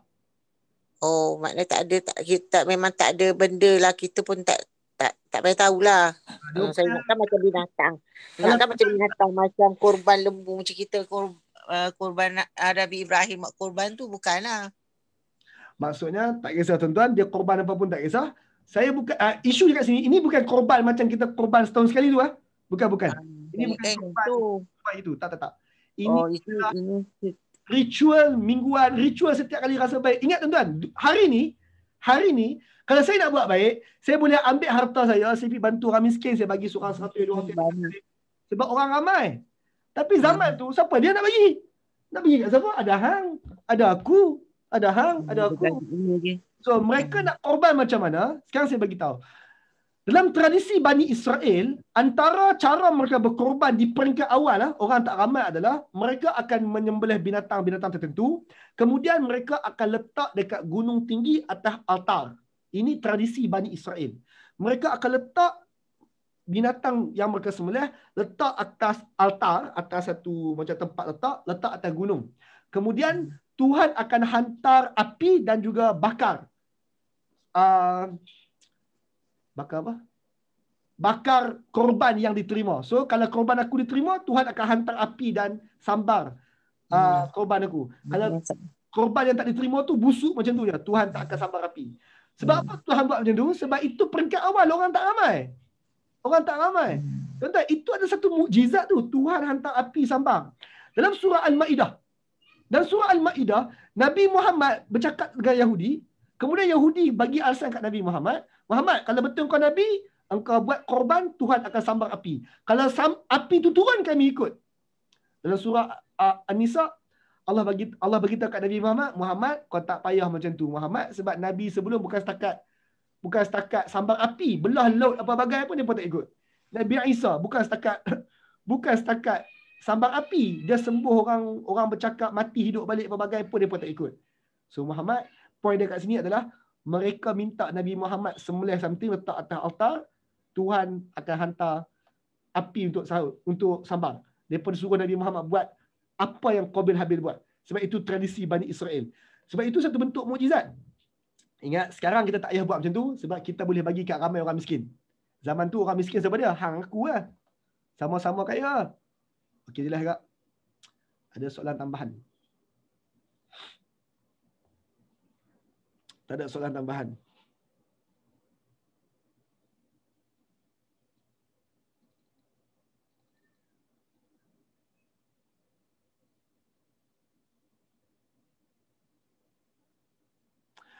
Abang Muhammad, soalan Abang Muhammad tu saya tak boleh jawab sekarang, saya kena semak Quran dulu. Saya tak boleh nak jawab terus macam tu.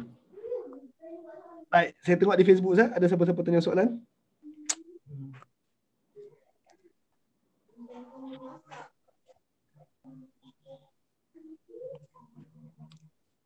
Okey, di Facebook masih tak ada soalan lagi. Fine. Assalamualaikum Ustaz, nak tanya. Okey, adakah salah satu korban yang perlu dilakukan oleh Habil dengan Qabil tu adalah dengan cara mengahwini perempuan yang cantik tu? Yang Qabil kena cara korban? Adakah tu salah satu cara korban yang disebutkan korban tu? Sebab Qabil kena kahwin dengan yang cantik. Yang Habil tu kena kahwin yang tak cantik. Macam tu. Adakah itu pun satu bentuk korban juga? Wallah. Ya. Saya tak ada jawapan untuk soalan tu. Oh, okey. Terima kasih. Kadang-kadang kena kahwin paksa ni pun satu benda yang ni juga kan. Wallahualam, no comment kau. Tak ada komen. Terima kasih. Terima kasih. Okey tuan-tuan, ada soalan lain sebelum kita move on? Baik, tak ada soalan lain. Kita move on dengan topik kesimpulan 2 anak Adam. Kesimpulan 2 anak Adam. Kesimpulan 2 anak Adam. Baik tuan-tuan, kesimpulan 1. Isu memelihara nyawa. Kisah ini antara benda yang dia ajar kita adalah ajar tentang memelihara nyawa.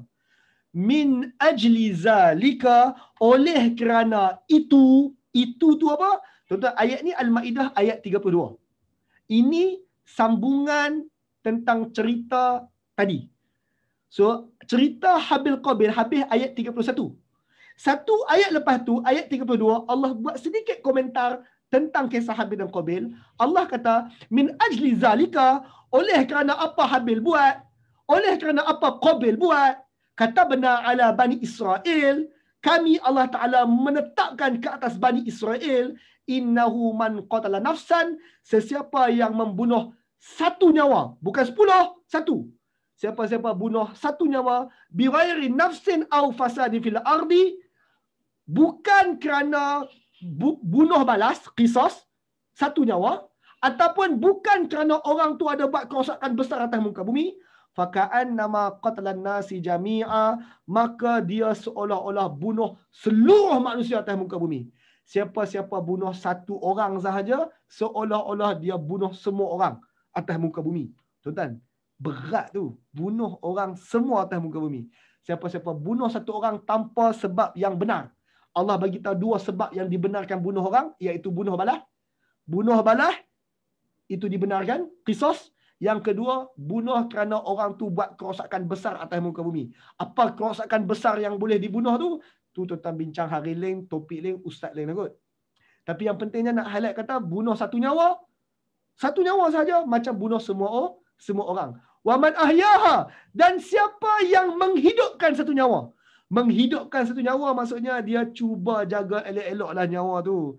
Siapa-siapa yang menjaga satu nyawa, pelihara elok-elok satu nyawa, faka'an nama ahyan nas jami'a, dia macam pelihara nyawa seluruh manusia.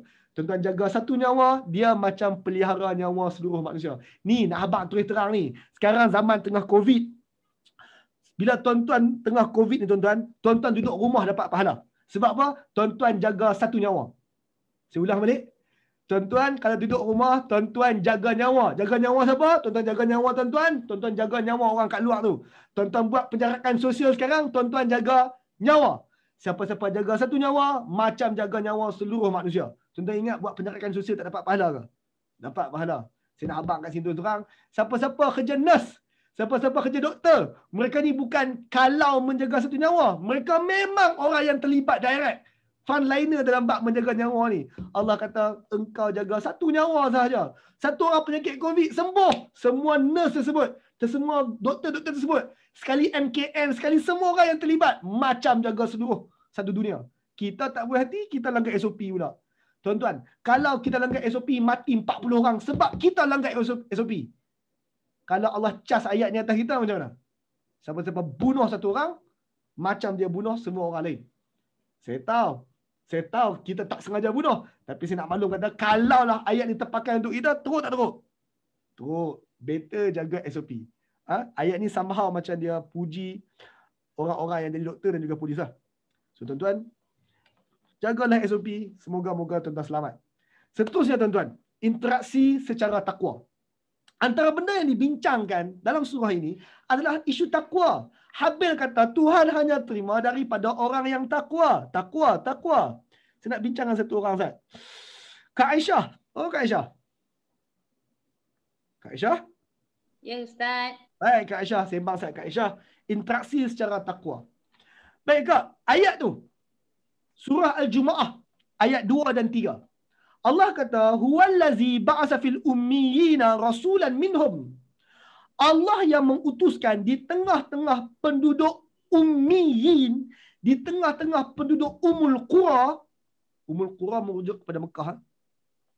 Allah yang mengutuskan di tengah-tengah penduduk Mekah, penduduk Ummul Qura, rasulan minhum, seorang rasul dari kalangan penduduk Mekah sendiri. Kemudian ayat tu panjang, di hujung ayat tu Allah kata wa akharina minhum lamma yalhaqu bihim. Allah juga hantar Nabi Muhammad ini untuk penduduk Ummul Qura dan juga untuk yang selain orang Ummul Qura, yang mana orang-orang itu belum berhubungan lagi dengan orang-orang Ummul Qura. Tuan-tuan, Islam bermula dengan orang Mekah.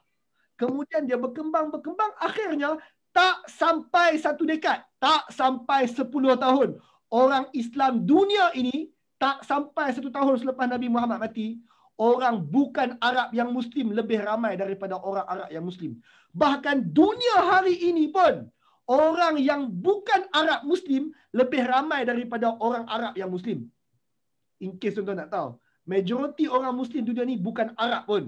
Soalan, saya nak tanya Kak Aisyah. Terima kasih bang Kak Aisyah. Sekarang Kak, saya dengan orang Arab tu tak sebangsa. Akak pun tak. Akak Melayu tak? Melayu. Saya pun Melayu. Kita okey lah Kak. Kita macho, kita kawan. Mekah. Orang Mekah bukan bangsa kita. Kawan tak kawan? Kawan. Adik-beradik ke bukan adik-beradik? Bukan adik-beradik tapi kawan se-Islam. Sekarang saya tanya Kak. Kalau saya kata akak dengan saya ni, mungkin kita ni somehow lah Kak. Mungkin kita ni ada pupu-pupu sikit lah. Bau-bau macam. Ada kemungkinan tak Kak? Mungkin. Saya Melayu, akak Melayu. Saya duduk Malaysia, akak duduk Malaysia. Mungkin kita bau-bau macam. Mungkin kita adik-beradik. Tu dengan orang Arab tu ada kemungkinan tak akak dengan saya adik-beradik dia? Mungkin tu jauh lah. Manalah tahu. Akhirnya akak sebut juga perkataan mungkin. Masa kawan tak kawan sangat. Adik-beradik tiba-tiba mungkin adik-beradik. Maka sekarang saya nak beritahu kata Islam mula dengan orang Arab. Kita bukan Arab. Hari ini kita orang Islam. Tengok apa Allah sebut tentang ramainya Allah jadikan kabilah dan juga bangsa-bangsa ni. Allah kata, ya ayuhan nas, wahai sekalian manusia. Ini Al-Hujurat. Allah sebut, wahai sekalian manusia. Inna khalaqnakum min zakarin wal unsa. Kami cipta korang laki perempuan. Wa ja'alnakum syu'uban wa qabail. Allah jadikan kamu ni banyak syu'ub, banyak bangsa-bangsa. Wa qabail. Dan dalam bangsa tu pula banyak suku-suku, banyak kabilah-kabilah. Lita'arafu, untuk korang saling kenal mengenai. In akramakum indallah atqakum. Yang paling mulia di kalangan kalian, Arab ke, Cina ke, India ke, termasuk Melayu Malaysia ke, Melayu Indonesia ke, Melayu Singapura ke, atqakum, siapa yang paling takwa. Sekarang saya nak tanya Akak. Sekarang kita orang Arab hari ni bukan boleh pakai sangat. Bangang juga orang Arab hari ni. Betul tak? Betul. Ui, sungguh-sungguh jawab tu. Orang Arab hari ni pun bangang-bangang juga. Bukan boleh pakai sangat orang Arab hari ni. Sekarang saya nak tanya tuan-tuan. Kita adik-beradik dengan orang Arab. Tapi kita kata orang Arab tak boleh pakai sangat hari ni. Tuan-tuan, statement tu tak bunyi resis ke apa saya cakap tadi tu? Bukan, tak. Tak resis ke? Saya baru je maki Arab. Betul-betul record tu depan telinga tuan-tuan. Tak resis ke tu? Allah sengaja buat kita bercambah beramai-ramai, jadi berkabilah-berkabilah, jadi orang-orang ini untuk Allah ajar kita kenal mengenal, tapi Allah hanya pandang takwa. Sekarang kita nak bincang. Saya cakap terang-terang tuan-tuan, kita semua anak Adam. Saya dengan si Arab tersebut adalah anak Adam. Ya, Islam mula dengan dia. Tapi hari ni kita pegang Islam, dia pun pegang Islam juga. Dia tak boleh overrule kita, kita tak boleh overrule dia. Yang Tuhan nak tengok bukan Arab atau Melayu, Allah nak tengok takwa. Allah nak tengok bukan Habil atau Qabil. Allah bukan nak tengok Habil atau Qabil, Arab atau Melayu. Allah nak tengok siapa takwa. Tuan-tuan, ini surah Al-Maidah. Surah yang cakap pasal siapa ni? Pasal anak Adam tadi adalah surah Al-Maidah. Surah Al-Maidah antara surah paling akhir turun. Tuan-tuan, bila sebut antara surah paling akhir turun, by the way, surah Al-Maidah tu sendiri turun tahun ke-9 dan ke-10. Nabi Muhammad mati tahun ke-10 Hijrah. Maksudnya itu antara surah terakhir. Dan di hujung dakwah Nabi baru Allah turunkan cerita berkenaan dengan dua anak Adam. yang duk bunuh-bunuh sendiri tu. Dan Allah ajar apa dalam anak Adam tersebut? Allah ajar kita semua adik-beradik, jangan duk bunuh sama sendiri. Jangan jealous, Tuhan terima kat siapa pun tak kisah. Tuan-tuan, kita orang Melayu, kita tak kisah pun Tuhan hantar Nabi kat orang Arab. Padahal kalau kita nak kisah, kita boleh. Bani Israel kisah. Bani Israel tak puas hati Nabi hantar ke orang Arab. Seperti mana Qabil tak puas hati, Tuhan terima amalan Habil. Yahudi tak puas hati, Bani Israel tak puas hati. Kita orang Melayu relax ya. Tuan-tuan, kita tak ikut perangai Qabil. Yahudi ikut perangai Qabil, dia tak puas hati. Padahal kita adik-beradik. Dia tak arafu. Tuhan nak tengok takwa, bukan nak tengok Qabil atau Habil. Bukan nak tengok Bani Israel ataupun Arab. Maka sekarang tuan-tuan, di hujung usia Nabi, habis je surah tersebut, orang Arab akan mengembangkan Islam dan akhirnya jumpa orang-orang bukan Arab. Sekarang saya tanya Kak Aisyah. Yeah. Untuk memahami agama ni, lahir Arab ada kelebihan tak untuk memahami agama Islam? Ada kelebihan? Ada kelebihan tak kalau kita lahir sebagai Arab, bercakap pula bahasa Arab, duduk pula dekat Arab Saudi? Mestilah ada. Kelebihan tak? Mestilah ada. Memang ada kelebihan pun. Jangan nafi, ada kelebihan. Sebab tu Allah kata, jangan jealous dia lahir Arab. Jangan jealous dia duduk kat tanah Arab. Jangan jealous. Dan orang hak lahir Arab pula jangan kata, hang tahu apa Quran? Ni orang Arab lah. Pun Tuhan tak suka. Tuhan nak tengok yang paling takwa. Tuhan nak tengok yang paling takwa. Hari ni ada orang Arab buat perangai Qabil. Kita jangan buat perangai Qabil. Fokus pada takwa. Al-A'raf 26. Ayat ni Allah sebut lepas cerita Adam Hawa turun ke bumi. Allah kata, ya Bani Adam, qad anzalna ilaikum libasan yuwari sawatikum warisha. Wahai anak Adam, Allah turunkan ke atas kalian pakaian yang tutup aib-aib kalian juga sebagai perhiasan. Walibasut taqwa zalika khair. Tapi dalam benda yang nak pakai kat badan ni, pakai takwa lebih-lebih. Pakai takwa lagi bagus. Sekali lagi Allah pesan ke anak Adam, make sure pakai takwa. Macam Habil pakai takwa. Yang seorang lagi tak pakai takwa. Qabil tak pakai takwa. Allah pesan, bila kita berurusan dengan adik-beradik kita, beza kabilah, beza bangsa dan beza agama. Get ready. Kadang-kadang kita buat perangai Qabil. Saya nak tanya Kak. Kak Aisyah. Ya, ada. Kak Aisyah, satu orang dia lahir Yahudi. Yahudi tu adik-beradik kita tak? Adik-beradik. Anak Adam? Anak Adam kan? Anak Adam. Yahudi tu adik-beradik kita tak? Katanya kalau Adam bawa tulang sulbi tu orang semua manusia, ya, betul. Simple je Kak. Yahudi tu adik-beradik kita. Sekarang Kak, kita pun dakwah Yahudi tu tak mau ikut. Kita nak tension ke, kita kata tak mau ikut. Nak ikut apa? Nak ikut Taurat. So kita nak tampak dia sebab dia ikut Taurat kan, kita kata fine, nak ikut Taurat, fine ya Kak? Nantak pi dia. Sekarang tuan-tuan, ramai orang dia kata, hang Yahudi, hang nak ikut Taurat, mana boleh? Ikut Quran. Boy, ni abang long. Ikut Quran. Apa ikut Taurat? Dibuang Taurat tepi laut. Tuan, setengah orang perangai Islam macam tu. Sedangkan apa Allah ajar kita? Allah ajar kita fokus takwa. Tuan-tuan, kali pertama Allah cakap pasal Adam. Surah Al-Baqarah. Tengok apa Allah sebut. 30 ayat selepas cerita Nabi Adam. 30 ayat selepas cerita Nabi Adam dalam Al-Baqarah. Ini apa Allah sebut. Innal ladzina amanu wal ladzina hadu wan nasara was-sabiin. Sesungguhnya orang beriman, kita orang Islam. Sesungguhnya orang beriman, which is kita orang Islam. Al-ladzina hadu, orang Yahudi. Wan nasara, orang Kristian. Was-sabiin. Sabiin saya tak mau bincang hari ni, tapi Sabian. Dan juga sabiin. Sama ada orang beriman, kita orang Islam, orang Yahudi, orang Kristian dengan sabiin. Man amana billah wa yaumil akhir. Siapa-siapa saja dalam 4 kategori ni yang beriman kepada Allah dan hari akhirat, wa amila salihan, beramal soleh pula, falahum ajruhum inda rabbihim. Mereka dapat ganjaran daripada Tuhan mereka.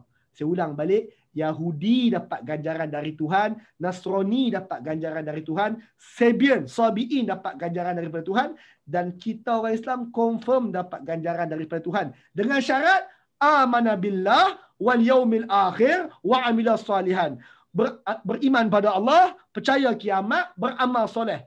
confirm dapat ganjaran. Tak cukup dengan tu, Allah akhiri dengan wala khaufun alaihim wala hum yahzanun. Tiada bimbang ke atas mereka, mereka tak payah bersedih-sedih dah. Tuan-tuan, ayat ni Allah bagi tahu Yahudi, Kristian, Sabian dan juga kita orang Islam, Allah bagi ganjaran dan juga Allah kata tak payah bimbang, tak payah sedih. Tak payah bimbang, tak payah sedih ni. Ini ayat awal kita bincang hari ni. Allah cakap dekat anak Adam yang ikut petunjuk. So tuan-tuan, petunjuk ada dalam Taurat. Ada Yahudi ikut petunjuk hari ni. Kita tak boleh paksa orang Yahudi convert masuk Islam. Kita juga tak boleh paksa orang Kristian masuk Islam. Tuan-tuan, saya cakap terus terang. Beza tuan-tuan, orang yang jumpa Quran, lepas tu dia tukar masuk Kristian. Status dia tak sama dengan orang yang lahir Kristian ataupun jumpa agama Kristian dulu. Kemudian dia jumpa Quran dan dia tak mau masuk. Beza.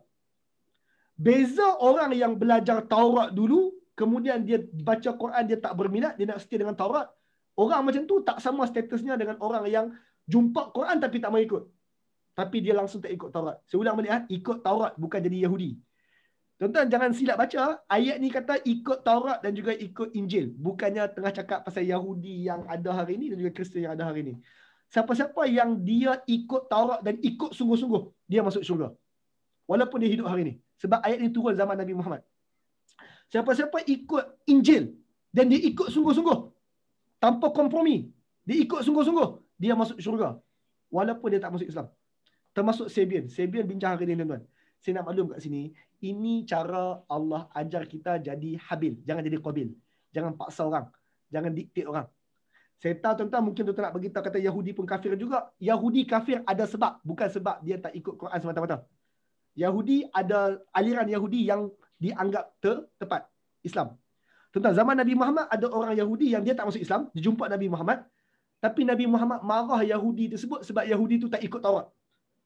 Kerana Yahudi tu mencairkan apa? Lemak dan jual. Pasal apa Nabi Muhammad nak kisah Yahudi tu mencairkan lemak dan jual? Dalam agama Islam, kita boleh mencairkan lemak dan jual. Kita boleh buat keju. Agama Islam kita halal untuk buat keju dan jual. Tapi Yahudi, mereka dia haramkan makan keju, makan produk tenusu. Dia haramkan. Ada Yahudi zaman Nabi buat produk tenusu dan jual. Nabi marah.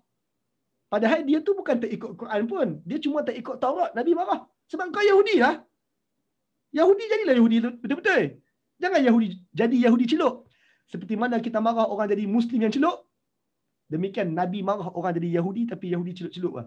Jadi Yahudi betul-betul lah. Tuan-tuan, ayat ini nak beritahu kata kita dengan Yahudi ni adik-beradik. Sebab tu surah ni surah Al-Maidah. Saya ulang balik cakap pasal surah kisah Adam, kisah Habil Qabil tadi surah Al-Maidah. Surah Al-Maidah antara surah terakhir turun. Tuan-tuan, surah Al-Maidah cakap pasal apa? Surah Al-Maidah cakap pasal boleh kahwin dengan ahli kitab, kalau kes sekian-sekian, boleh makan sembelihan ahli kitab. Mereka tukar adik-beradik kita saja dengan syarat sekian-sekian. Yahudi, dekat sini garisan dia kalau nak ikut Taurat. Kalau kau tak mau ikut Taurat, ini garisan dia. Kalau kau nak ikut Taurat, tak mau ikut Islam, ini garisan dia. Nak jadi Kristian juga. Nak jadi Kristian, jangan panggil Isa anak Allah. Itu garisan dia. Kalau kau nak jadi Kristian yang baik, tapi jangan sembah Jesus, itu garisannya. Tuan-tuan, surah Al-Maidah cakap isu tu. Kalau nak jadi Yahudi, tak mau jadi Islam, jadi Yahudi yang baik. Ini garisan dia. Kalau kau nak jadi Kristian, kau jadi Kristian yang baik. Ini garisan yang kau tak boleh larang. Yang tak boleh langgar. Surah Al-Maidah cakap pasal isu tu. Tetapi itu antara isu surah terakhir yang Quran ajar. Iaitu macam mana kita orang Islam nak tunjuk dekat Yahudi Kristian. Kita ni adik-beradik, kita sama-sama sembah satu Tuhan. Hang tak mau ikut Islam tak apa, asalkan jadi Yahudi yang baik. Tak mau ikut Kristian, tak masuk Islam tak apa, nak jadi Kristian, jadi Kristian yang baik. Kristian ikut Isa, jangan Kristian ikut Bible ada hari ni. Tuan-tuan, banyak benda nak bincang. Saya tahu topik tu berat, tapi itulah mesejnya. Mesejnya adalah jadi Qabil. Jangan jealous apabila dia pilih untuk ikut kitab lain. Apatah lagi bila kitab itu pun datang pada Allah Ta'ala juga. Seterusnya tuan-tuan, tema penting dan tak penting. Tuan-tuan, tema penting kisah anak Adam cuma ada 3. Temanya adalah ikhlas, takwa dan nyawa. Surah ini bercakap tentang perlu ikhlas, perlu takwa dan jaga nyawa. Apa tema tak penting? Tema tak penting adalah tema yang tak ada kaitan tentang ikhlas, takwa dan nyawa. Jadi tuan-tuan, bila tuan-tuan study kisah ini tak terlibat dengan ikhlas, takwa, nyawa, tak payah ambil tahu. Contoh, Siapa nama anak Nabi Adam tu? Tak payah tahu. Saya sebut tadi Qabil Habil sebab nak bagi mudah cerita. Tapi point dia, nama apa Ustaz? Habil ke Habil ke Habil? Tak penting. Nama tak penting. Habil Qabil. Siapa abang, siapa adik? Tak penting. Sebab apa? Kalau saya kata Qabil abang pun tak apa. Qabil adik pun tak apa. Sebab benda tu tak mengubah apa-apa. Dia kahwin dengan siapa? Berjaya kahwin tak? Lepas tu dapat anak tak? Tak payah tanya. Cerita tak penting. Siapa lebih handsome? Tak payah tanya. Apa yang dikorbankan? Korban sayur ke? Korban ikan ke? Korban kambing ke? Korban apa? Tak payah tanya. Benda tak penting. Bunuh guna apa? Tumbuk ke? Tikam ke? Guna batu ke apa? Tak payah tanya. Benda tak penting. Mandi mayat tak? Kafan tak? Ke korat kosong saja? Hari ni kalau kita jumpa mayat dia, kena mandi balik tak? Sebab dulu tak mandi. Tuan-tuan, benda macam tu tak payah tanya. Kubur kat mana? Biar pergi dekat dia. Benda tak penting. Allahu Akbar, Allahu Akbar, Allahu Akbar, Allahu Akbar. Allahu Akbar, Allahu Akbar, Allahu Akbar, Allahu Akbar. Allahu Akbar, Allahu Akbar, Allahu Akbar, Allahu Akbar. Allahu Akbar, Allahu Akbar, Allahu Akbar, Allahu Akbar. Allahu Akbar, Allahu Akbar, Allahu Akbar. Allahu Akbar, Allahu Akbar. Allahu Akbar, Allahu Akbar, Allahu Akbar, Allahu Akbar. Allahu Akbar, Allahu Akbar, Allahu Akbar, Allahu Akbar. Allahu Akbar.